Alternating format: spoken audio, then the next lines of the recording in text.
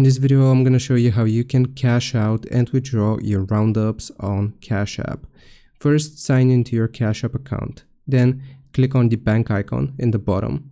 And now you will see the savings here, the savings option. So click on savings.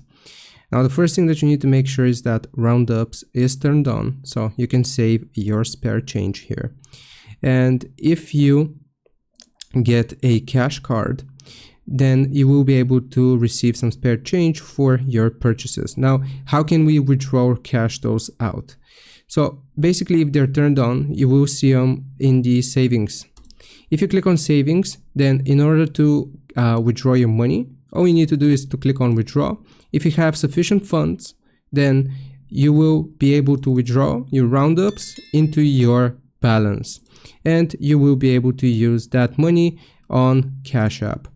I hope this helps. Leave a like and subscribe. I'll see you next time.